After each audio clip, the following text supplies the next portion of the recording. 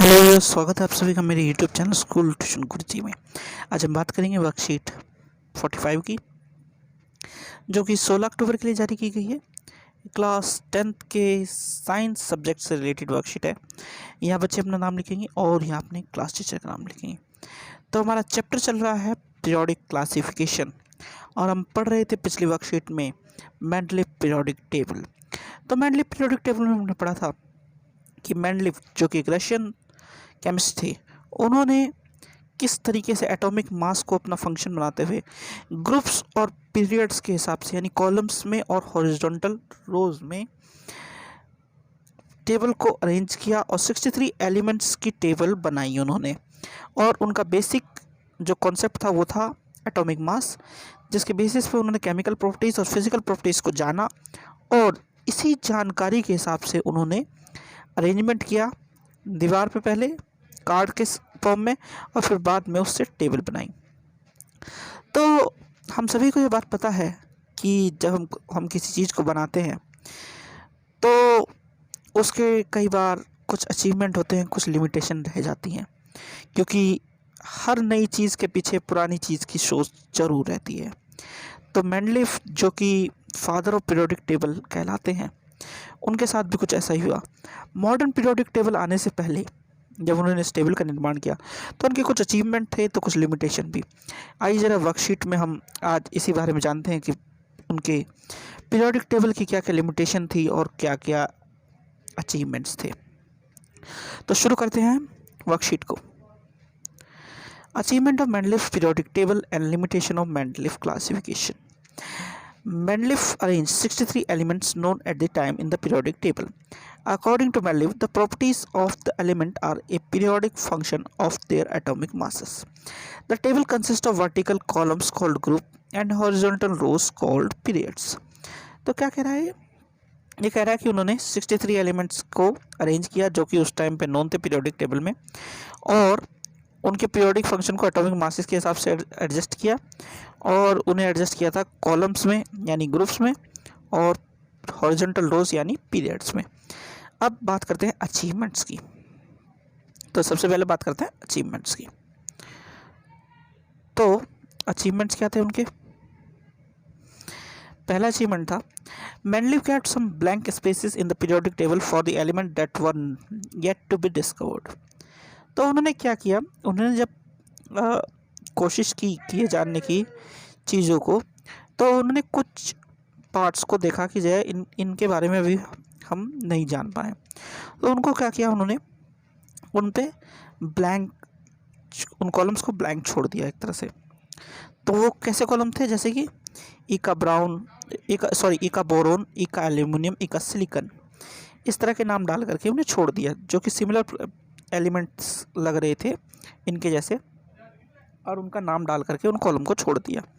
तो जब उन्होंने छोड़ दिया तो एक्चुअल एलिमेंट जब डिस्कवर्ड हुए, यानी कि इका बोरोन की जगह स्कैंडियम, इका एल्यूमिनियम की जगह गैलियम और इका सिलिकन की जगह जर्मेनियम, तो जब ये सब एलिमेंट डिस्कवर्ड हुए तो उन्होंने देखा कि इनकी प्रॉपर्टीज सेम है, क्योंकि आपको पता है कि एटॉमिक मास पे बेस होकर के उन्होंने केमिकल प्रॉपर्टीज़ को स्टडी किया था, और जो कॉम्बिनेशन था वो था हाइड्रोजन और ऑक्सीजन के साथ जो उनके कंपाउंड्स बन रहे थे उसका। तो इस वजह से उन्होंने क्या किया था कि एक जो अचीवमेंट, बड़ी अचीवमेंट थी, वो थी ब्लैंक स्पेसिस का छोड़ना पीरियोडिक टेबल में। ठीक है बच्चों, फिर आगे क्या किया उन्होंने? अगला किया उन्होंने, he also predicted properties of some element even before their discovery and were later found to be correct. तो उन्होंने क्या किया था, दूसरी चीज़, कि उन्होंने कुछ जो एलिमेंट्स थे उनकी जो प्रॉपर्टीज़ थी पहले ही पता लगा ली थी। अच्छा, ये बात मैंने आपको ऊपर ही बताई, उन्होंने प्रॉपर्टीज़ पता कैसे लगाई थी? उन्हें जो टेबल थी वो बेस्ड बनाई थी एटॉमिक मास पे। दूसरी चीज़ उन्होंने ध्यान रखी थी कि reaction with hydrogen and oxygen.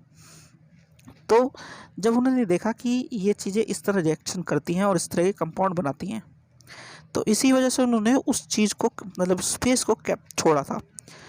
तो इसलिए उन्हें इस प्रॉपर्टीज़ के बारे में पता चल गया, जैसे कि एल्यूमिनियम, इका एल्यूमिनियम जो उन्होंने बताया था, उसको ध्यान में रखा था उन्हें कि E2O3 बनाएगा और उसका एटॉमिक मास होगा 68।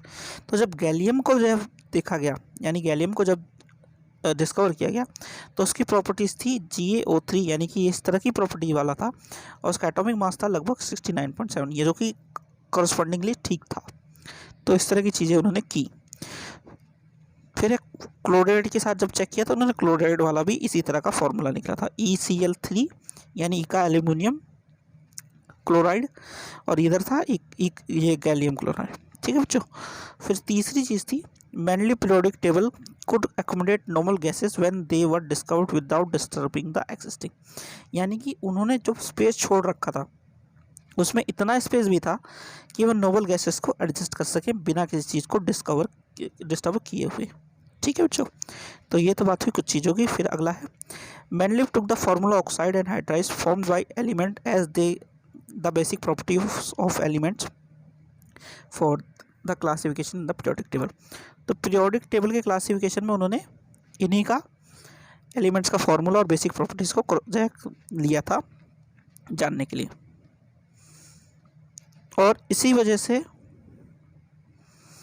so it was not possible to predict how many elements could be discovered between ये तो बात की, ये लिमिटेशन में आएगा। सोचो ये इधर का लिमिटेशन पढ़ते हैं। चलो पहले अब लिमिटेशन है, तो सबसे पहली लिमिटेशन क्या है?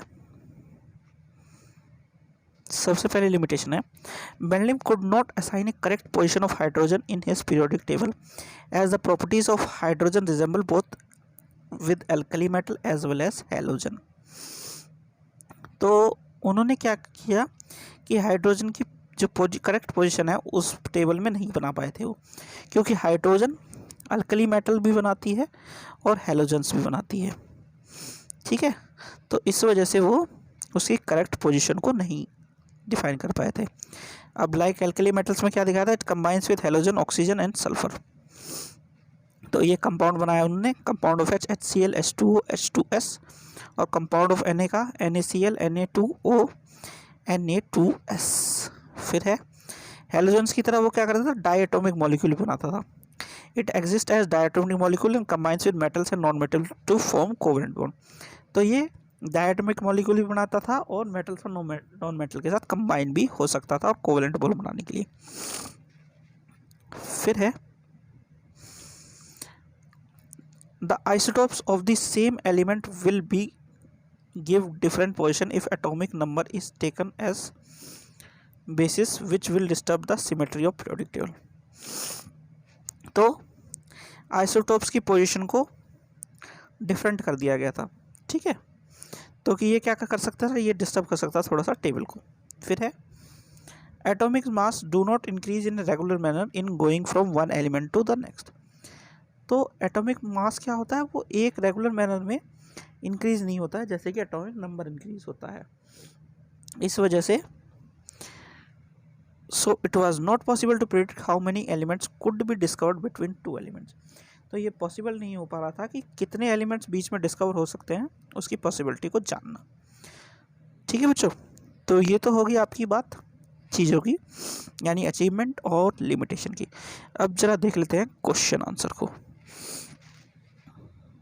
पहला क्वेश्चन है who is known as father of periodic table, which important property did he uses to classify the elements in his periodic table.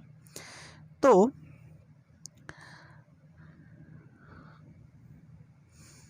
Mendeleev was known as father of periodic table. ठीक है, Mendeleev को father of periodic table के तौर पे माना जाता है। और मेंडलीव ने क्या किया था, ऑक्साइड और हाइड्राइड्स की एलिमेंट और उसकी बेसिक प्रॉपर्टीज़ को क्लासिफिकेशन ऑफ पीरियोडिक टेबल के लिए यूज़ किया था। दूसरी चीज़ किस चीज़ को यूज़ किया था उन्होंने, एटॉमिक मासेस और बेस्ड उनके बेस्ड पे केमिकल और फिजिकल प्रॉपर्टीज़ को। ठीक है बच्चों, फिर है आगे question number 2। Mendeleev kept some blank spaces in the periodic table for the element that were yet to be discovered. Name those elements with and what were the names given to them. तो ये तो आसान है कि उसने जो periodic table बनाई थी मेंडलीव ने, उसमें ब्लैंक स्पेसेस किन चीज़ के लिए छोड़े थे और एलिमेंट का नाम था और नए नाम उनके क्या थे। तो प्रेडिक्ट किए थे ये वाले और एक्चुअल नाम थे ये वाले, ये बताने हैं आपको। इका बोरोन का स्कैंडियम, इका एल्यूमिनियम का गैलियम, इका सिलिकॉन का जर्मेनियम। ठीक है बच्चों। फिर है right achievements of Mendeleev periodic table. तो achievements of Mendeleev periodic table क्या थी? पहली चीज पीरियोडिक क्लासिफिकेशन किया था उन्होंने, सबसे पहली चीज तो यही हो गई 63 का। ठीक है। दूसरी चीज जो अननोन थे उस टाइम पे, है ना, जो अननोन थे उस टाइम पे उनके लिए जगह छोड़ दी थी, स्पेस छोड़ दिया था ताकि वह आसानी से क्या कर सकें, उसमें फिट हो सकें। तीसरी चीज़ based on chemical properties arrangement करा था उनका, है ना। चौथी चीज़ नोबल गैसेस के लिए जगह छोड़ी थी। ये 4 इसके अचीवमेंट्स हो गए। ठीक है बच्चों। फिर आती है लिमिटेशन। अब लिमिटेशन क्या क्या थी? Place of hydrogen, place of isotope, ठीक है ना। फिर यूज ऑफ एटॉमिक मास। ये 3 चीजें आती हैं इसकी लिमिटेशन में। अभी जो हमने पढ़ी ऊपर बच्चों, ये दोनों क्वेश्चन उसी से रिलेटेड हैं। फिर है Mendeleev could not assign a correct position of hydrogen in his periodic table. Why? तो मेंडलीव एक करेक्ट पोजीशन हाइड्रोजन की पीरियोडिक टेबल में असाइन नहीं कर पाए थे। उसकी वजह क्या थी? उसकी वजह ये थी कि वह अल्कली और हेलोजन दोनों, अल्कली मेटल और हेलोजन दोनों के जैसा रिजेम्बलेंस कर रहा था, जिस वजह से वो दोनों की प्रॉपर्टीज़ को शो कर रहा था। इसी वजह से उसकी जो असाइन पोजीशन थी वो गलत हो रही थी। ठीक है बच्चों, ये इसका आंसर है। और तो बच्चों वर्कशीट होगी आपकी कंप्लीट और वीडियो भी। आशा करता हूँ आपको वीडियो अच्छी लगी होगी। अगर वीडियो अच्छी लगी हो तो चैनल को सब्सक्राइब करें, वीडियो को लाइक करें, शेयर करें। Thank you.